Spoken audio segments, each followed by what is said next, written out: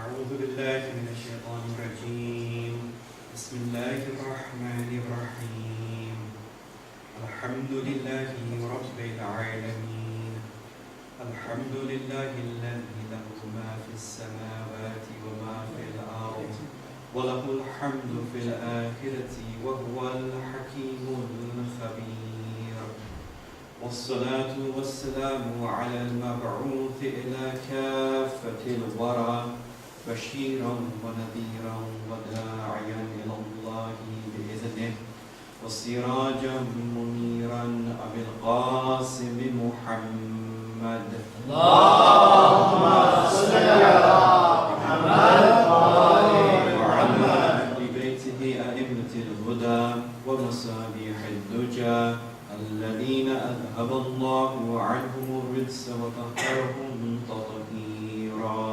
اللهم صل على محمد أما بعد فقد قال رسول الله صلى الله عليه وآله وسلم إن فاطمة بضعة مني من أغضبها أغضبني صلى الله على محمد وآل محمد اللهم صل على محمد.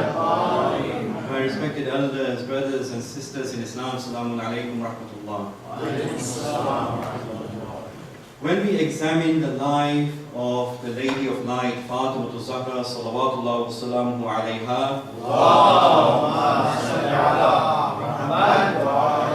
we see that it is sometimes associated with a particular attribute. And that attribute is the attribute of anger. For example, in the tradition I quoted a few moments ago, Rasulul A'zam sallallahu alayhi wa sallam says that Inna Fatimata bad'atun minni. Indeed, Fatima is part of me. Man aghdabaha aghdabani. What that means is, the one who angers her, angers me. So we have a clear association with this attribute of anger. Whoever angers her, angers the Holy Prophet. Not just in that sense though, but also her becoming angry with certain people. So, after her rights were usurped, they were not given to her, it is said that she actually says that I am angry with such and such person. The Arabic says, فَوَجَدَتْ عَلَى so and so. That means that the Holy Lady Fatima was angry with such and such person. And it goes on to say, this tradition, that not only was she angry, but she shuns this person, and she doesn't talk to him until the time that she dies. For the rest of her life, she never talks to him again. Now, of course, when we look at these examples, and the most famous example of all, when she comes out and delivers that sermon of Fadak, when she's angry with what's happened to her and her family and their rights, how do we put this together in a way that we can truly benefit from her example and learn how we can use anger in the right way? For indeed, she showed us that it is absolutely right and necessary to be angry at certain times in order to fulfill certain aims and objectives. But it has to be done in the correct way. So tonight, inshallah, I would like to take inspiration from the Holy Lady Fatima and present a crash course on Islamic anger management. We often come across anger management courses, anger management strategies, when we look on the internet, but purely from a secular perspective. We rarely hear advice, practical advice, derived from the Ahlul Bayt alayhimus salam, derived from the Quran, which is inshallah what we'll do tonight, on how we can control our anger and use it in a way, just like the Holy Lady Fatima did, to express a type of feeling with which Allah is happy, not in a way that will take away from Allah subhanahu wa ta'ala. So inshallah tonight will be a very practical type of lecture, inshallah, where we can derive these lessons, these tips on how we can control our anger, especially as we will see there are two types of anger. not the type that the holy lady exhibited in these examples, rather another type which inshallah we will see is the wrong type and can take us further from Allah subhanahu wa ta'ala. Sallu ala Muhammad wa ala Muhammad. So first of all, when we see this whole topic about anger and how personalities such as the holy lady used it, clearly therefore anger is not always a bad thing. Sometimes we are told, or we seem to have this idea that we must always control our anger, we must always make sure we're in control of it. It's not always the case. As the holy lady showed us in her example, anger in itself or intrinsically, it is neither a virtue nor a vice. It's neither a good thing nor a bad thing. It depends on the situation. It depends on how we use it. So, for example, Allah subhanahu wa ta'ala has created us all with this faculty of anger. And of course, Allah doesn't do anything without there being the most beneficial wisdom and philosophy behind it. He has created us with this faculty of anger, the quwwa ghadabiyya. So, therefore, when we have this faculty inbuilt, when we have this faculty intrinsic to our nature, it is up to us how we use it, when we use it, and the extent to which we use it. One fundamental question that we should ask ourselves at this early stage, and it really does set the foundation for the rest of the discussion, is what exactly happens to us when we are angered? What does our body go through when we feel angry? If we can understand this, we'll be able to recognize the signs of anger and inshallah take better steps to control it. Well, the experts in the medical profession, they say that when somebody becomes angry, the body has a natural inclination towards two types of behavior. It triggers the fight or flight type of mode and feeling within that person. What this means is, the body has this natural inclination to either confront or to flee. So, there is a perceived threat, or a perceived danger, or a perceived type of harm. The body has this natural inclination to either take the flight mode or the fight mode.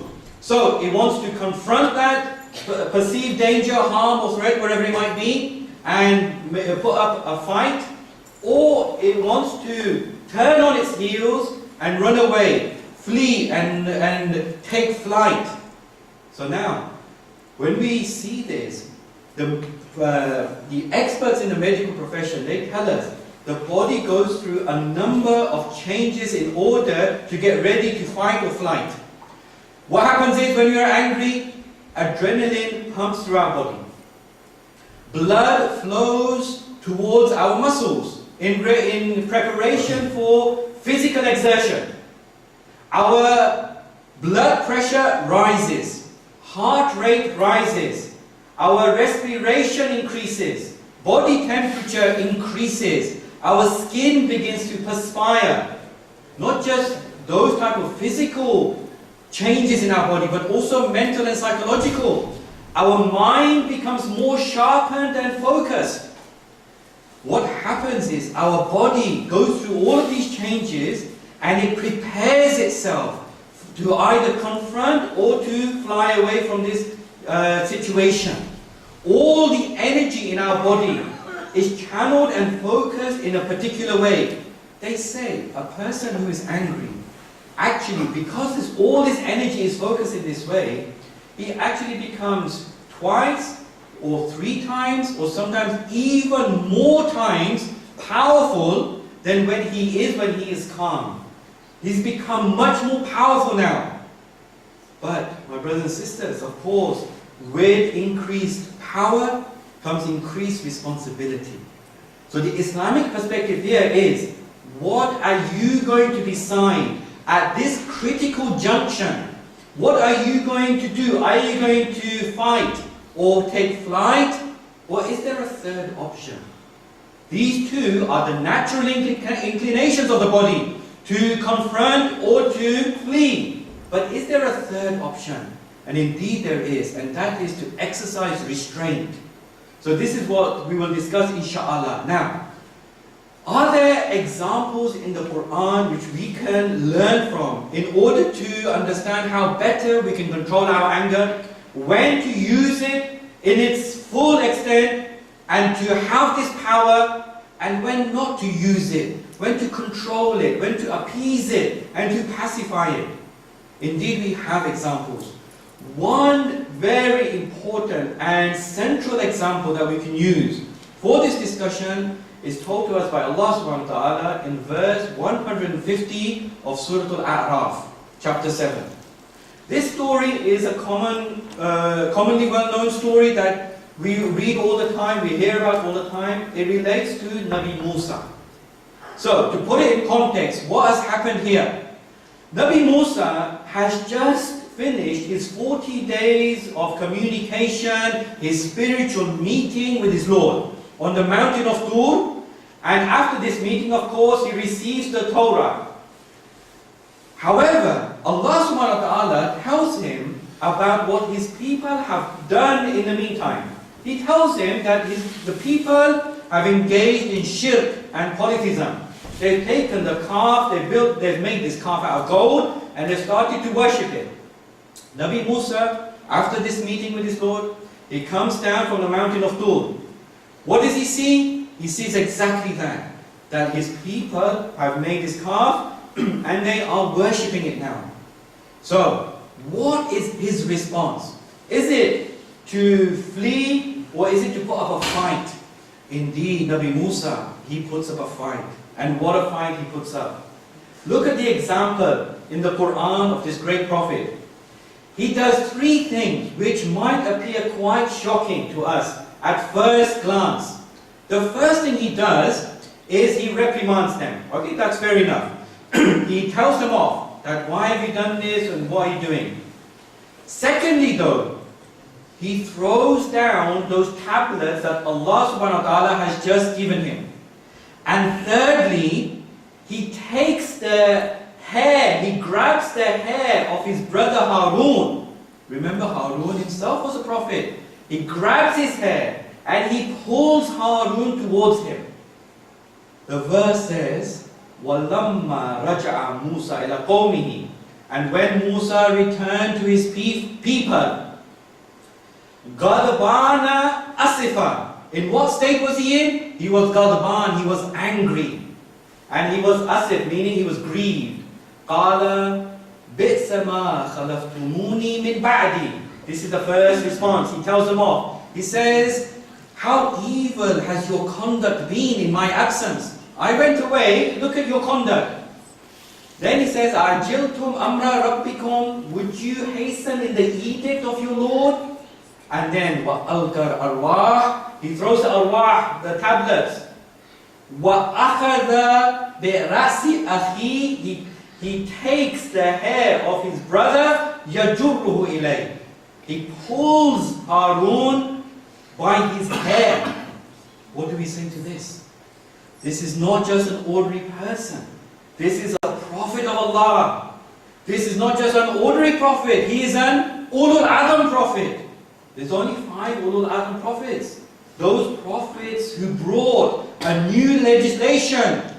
Nabi Nuh, Nabi Ibrahim, Nabi Isa, Nabi Musa, and Rasul Azam sallallahu alayhi wa sallam. Allahumma salli ala Muhammad wa ali. How do we explain this stance of Nabi Musa? Not just putting up a fight, but putting up such a severe way of showing his disappointment with his people. Let's see what lessons we can learn from this. What Nabi Musa does here is that he does not demonstrate an anger which has its origin in a non-divine source, which has its origin in the ego. It is not an egotistical type of anger. It is not an anger which is tyrannical. It is not an anger which is irrational. Just as the Holy Lady Fatima displayed, his anger was actually a manifestation of divine anger. one of the attributes of Allah subhanahu wa ta'ala is that He has His anger, and Allah subhanahu wa ta'ala gets angry. So, when Allah subhanahu wa ta'ala gets angry, and we know from our discussions on Islamic teachings that we can manifest the attributes of Allah in our character, therefore there is this whole opportunity for us to manifest divine anger, just like the Holy Lady did, just like Nabi Musa did here. How does He do it? He does it in a way that it makes the people think what they have done. Indeed, we can say His response was not only fine and permitted and joyous, it was the most perfect response in that particular situation. Why? The people had started to engage in the greatest sin of all, shirk. In Surah Luqman, inna shirka la dhulmun adhim. Indeed, polytheism is a great injustice. Nabi Musa had to display the most severest form of his expression of disappointment in order for them to think about what they had done, in order to stir in them emotion such that they would turn back to the worship of one Lord. He had to display this severe reaction. Otherwise, if it was a calm response, if it was a subdued response, the people might have construed this to mean that actually he's quite happy with what we have done, or at least he is indifferent to what we have done. But he demonstrated, he manifested divine anger of Allah subhanahu wa ta'ala. And this actually was a critical moment in the people of Israel. He showed them his disappointment in this way, and he changed the course of history of their people. Now, let's look again at the anger that is displayed by the Holy Lady Fatima. When she delivers her sermon, when the Prophet says that whoever angers her, angers me. When she expresses her anger to that person, doesn't talk to him, shuns him. Exactly, it is the same type of manifestation of divine anger. Sallallahu ala Muhammad wa ali Muhammad. So now, let's move towards some practical tips and some practical lessons, how we can put this in our lives on a daily basis. We've seen some theory, we've seen some examples, but now how can we differentiate between divine anger and non-divine anger? When we get angry, we get angry. We don't know, do we, if it's divine or non-divine? It's just anger, isn't it?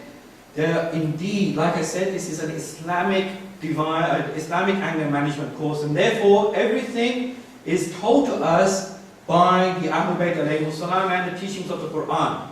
There are three telltale signs, three characteristics, three ways of spotting what is when our anger is divine and when our anger is non-divine. The first telltale sign is that we are in control of the anger, not that the anger is in control of us. Meaning that our intellect is completely in charge. We know what we are doing. Anger doesn't take the better of us. So, for example, again, let's look at the lives of the Ahlul Bayt alayhi salam. We know that in the Battle of Khaybar, there was that great battle between who and who? Between Mawla Amir al-Mu'mineen, Ali ibn Abi Talib, sallallahu wa sallam alayhi. The Battle of Khandaq, of course, not Khaybar. And Amr ibn Abdi Wud. What happens here is that when they start to engage in this one-to-one battle, this so-called champion of the polytheists, this great warrior who has this really amazing reputation, he comes out to fight Amir al-Mu'mineen. Of course, Imam Ali defeats him, and then at the end, when it comes to just finishing off, what happens is people see Imam Ali actually getting up. He had sat on the chest of Amr ibn Abdi Wud, but he gets up and he goes for a walk.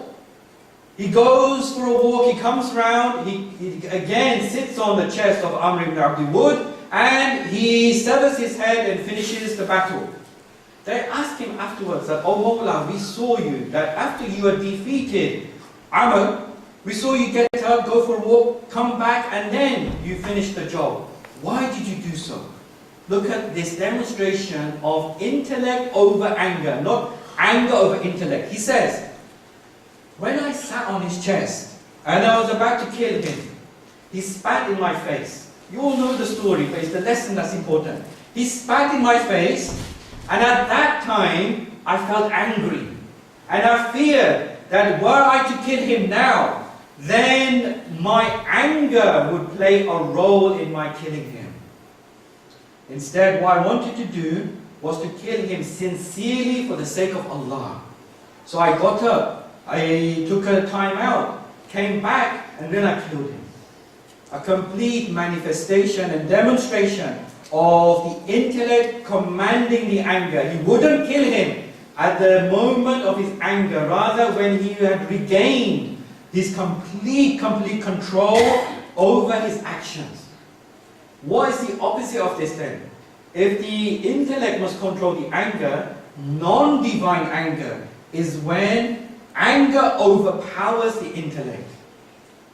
We have this wonderful statement from Mawla Amirul Mu'mineen Ali ibn Abi Talib sallallahu alaihi wasallam. He tells us about this. He says, Iyaka wal ghadab. Beware of ghadab, beware of anger. فَأَوَّلُهُ جُنُونَ. Now, see if this resonates with us. Let's all reflect on this. He says, for indeed, its beginning, meaning the beginning of anger, is junoon. Junoon, madness. It's madness. وَآخِرُهُ nadam. And its ending is regret. Just reflect on, and myself included, the last time we were angry. The last time it was this non-divine type of anger. Wasn't the beginning a type of madness? Wasn't the ending regret? Did we achieve anything out of it? Wasn't the outcome totally disastrous? He says, beware of non-divine anger, for indeed the beginning is madness, the ending is regret. The second telltale sign of non-divine, how to differentiate between divine anger and non-divine anger, is that, look at the purpose. What is the purpose behind this anger that we are feeling? Is it to uphold the truth? Like the lady, Fatimiyya Zahra, how did she manifest her anger? To uphold the truth. The purpose, the motive was divine. It was to combat falsehood. Or, with non-divine anger, the purpose will be, it will be to satisfy the ego. It will be an egotistical type of anger. It will be an irrational anger. It will be a tyrannical anger. It will not be for a divine purpose. So, first of all, intellect powers the anger, not the other way around. Secondly, the purpose is divine. Thirdly, the third characteristic that can help us differentiate the two, and that is, when we are angry and we are displaying the non-divine type, our actions tend to go beyond the limits and the bounds of the Sharia. What the Holy Lady demonstrated in those examples I mentioned earlier, when she came out and delivered her sermon, when she does this to the person, she shuns him, she doesn't talk to him. This is within the Sharia. If it ever goes beyond the Sharia, then it is non-divine anger. We have this wonderful saying from Imam Jafar Sadiq sallallahu alaihi wasallam.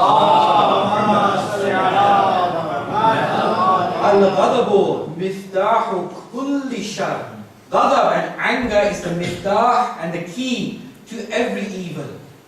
All non-divine anger is the key to evil. So these are the three telltale signs. If you want to know how and when to display anger, it is always going to be controlled by the intellect. The motive will always be divine, and our actions will never go beyond the boundaries of the Sharia. Sallallahu Muhammadali.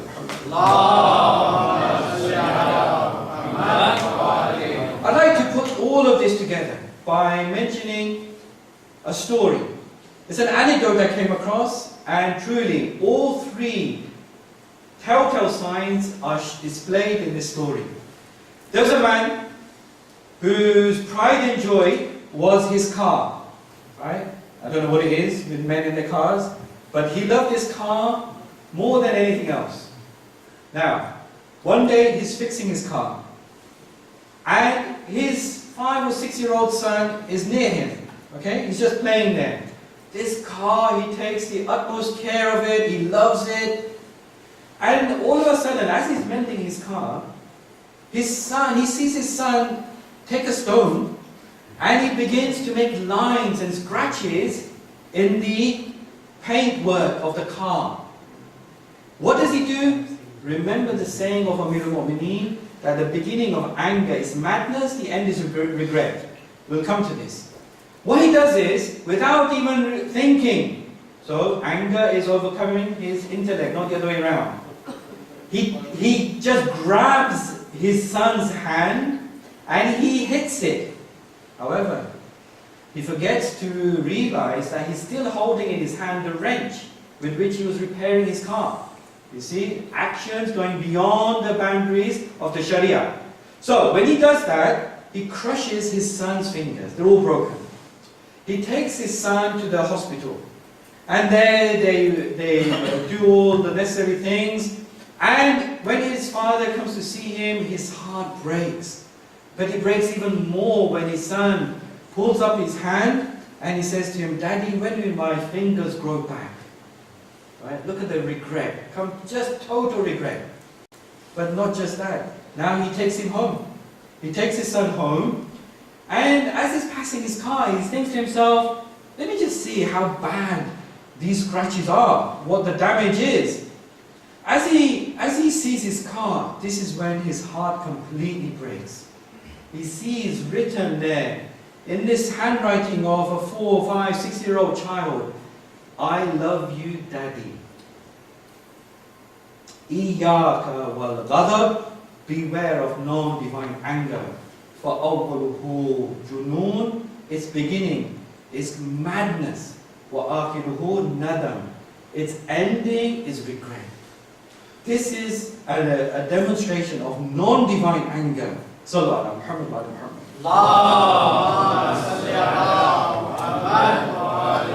So now, when we feel non-divine anger, right? Okay, of course, the divine anger is what we have within us. Allah has created us with this quwwah ghadabiyya. We use it to uphold the truth. We use it to defend ourselves. We use it to uphold and to defend those things that are important to us, like ourselves, our property, our family, our beliefs, our values, just like the Holy Lady Fatimiyya Zahra showed. But what can we do? Are there any practical tips that we can put into practice when we have non-divine anger? Indeed there are.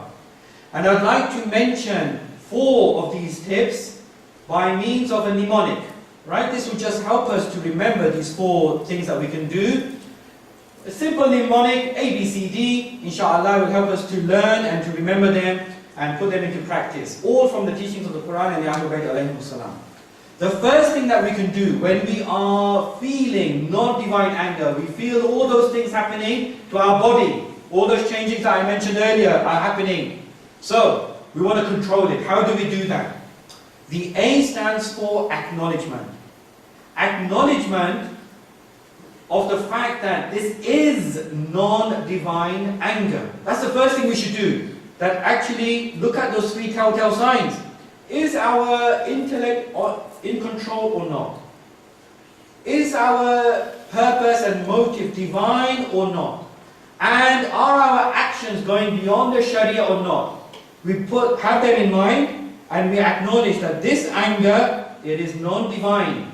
We've seen the signs, it's non-divine. Therefore, if it's non-divine, the beginning will always be madness, the ending will always be regret. We will not be able to make a correct judgment at this particular moment in time. The outcome is bound to be disastrous. That's the first thing, acknowledging that it is non-divine. The B stands for bearing Allah in mind. So, what we do here is that we reflect and we bear Allah in mind.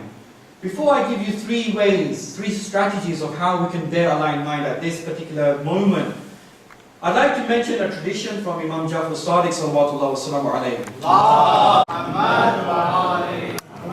He says, be satisfied with me as an avenger. For my revenge, Allah is saying, my revenge on your behalf is better than your revenge for yourself. If Allah is the avenger with a capital A, then of course when He takes revenge on our behalf, it's going to be better than when we take revenge for ourselves. You know the saying, be careful of the battles you fight, choose your battles carefully, right? It applies here as well. It doesn't mean that every time we are angry, we have to try and win that battle. We have to try and fight it up to the final level of it. Sometimes just leave it in the hands of Allah. Bear Allah in mind. 3 quick tips as to how we can do this. First, all from the traditions. When we are angry, sajda. Now of course, sometimes it will apply, sometimes it won't be practical to do sajda, right? But like say, you're in a position, an email comes, makes you crazy. A text message comes, a WhatsApp comes, you see something, you read something, you have the opportunity. It's not like as if you're one-to-one with someone. You have the opportunity, you're in your room, you're at home, wherever you are, you have the opportunity to do sajda. The traditions tell us sajda is a way of remembering Allah subhanahu wa ta'ala at such a time. Do sajda, see if it works or not. Second tip, when we want to bear Allah in mind, hawqala. Hawqala is basically saying, La hawla wa la quwwata illa billah, al-aliyyul azim. There is no power or strength except that of Allah's. We acknowledge that everything is from Him. And thirdly, isti'adha.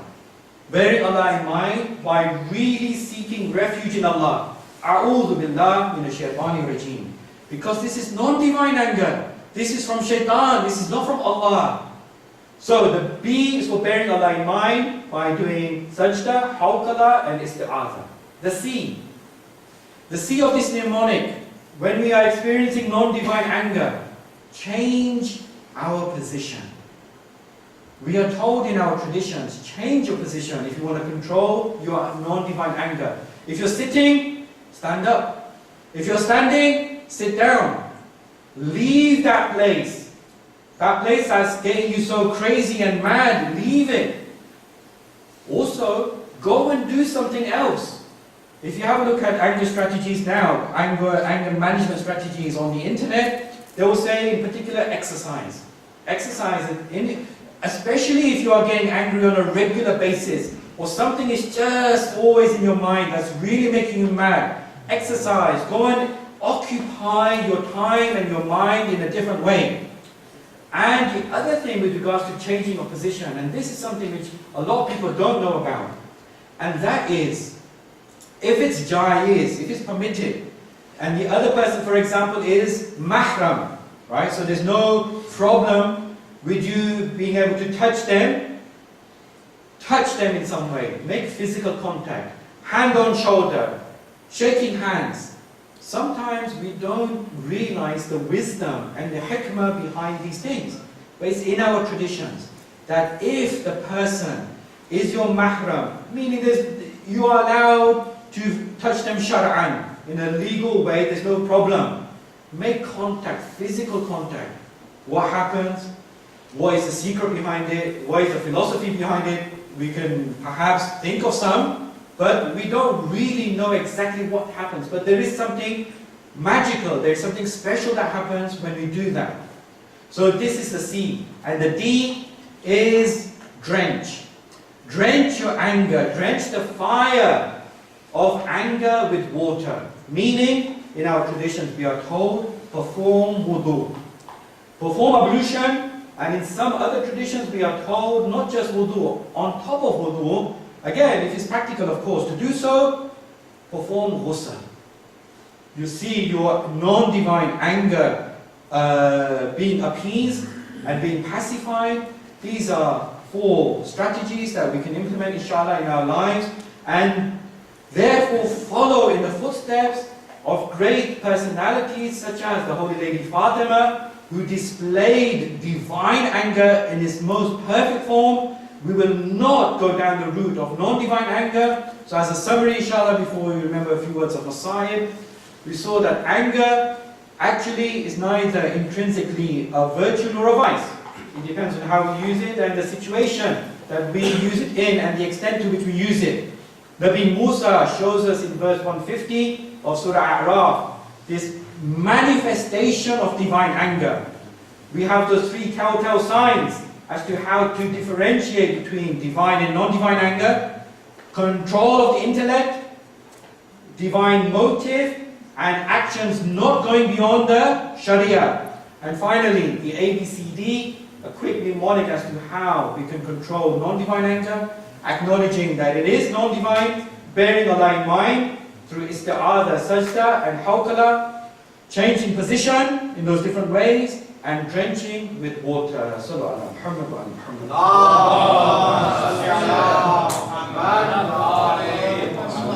Sallallahu alayhi ya bint Rasulillah. Sallallahu alayhi ya Fatimah al-Zahra. Sallallahu alayhi وعلى أبيك وبعلك وبنيك والسر المستودع فيك. It is reported that the Holy Lady Fatima knew that she would not live long after the death of her Holy Father Rasulullah. It is reported that indeed, in the last moments of the life of the Holy Prophet, the Holy Lady was next to him. She bent over him and she looked into his face. The Holy Prophet, he indicates to her to come closer and he says something to her.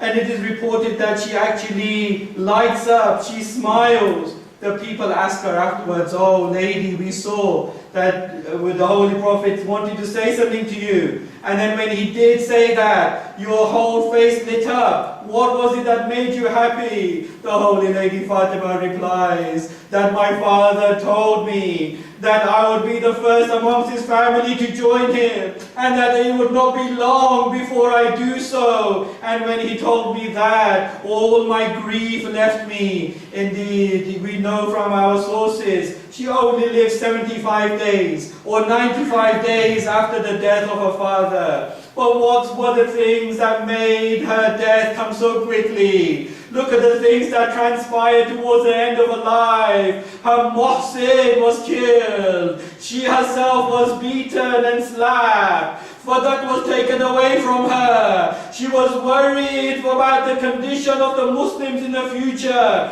All of these things transpired together. They caused her so much grief towards the end of her life. It is reported that once Salma came to her and asked her, "How are you doing?" She replies that, "Oh Salma, I am between grief and affliction. Fuqidan Nabi wa zulimal wasi. My father has deceased, and my husband Imam Ali, his rights have been usurped and he has been oppressed." It is reported that in fact she was so disappointed with what happened that she tells Imam Ali, "Oh Ali, make sure that my ghusl is performed at night.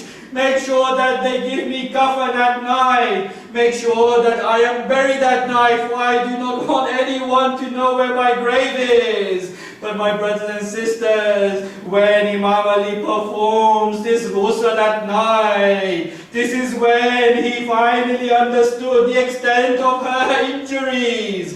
For indeed, when he was giving her ghusl and his hand went over her side, when his hand went over her holy side, this is when he felt the swelling from the broken rib of the Holy Lady Fatima. Allah la'natullah al-qawmi al-zalimin.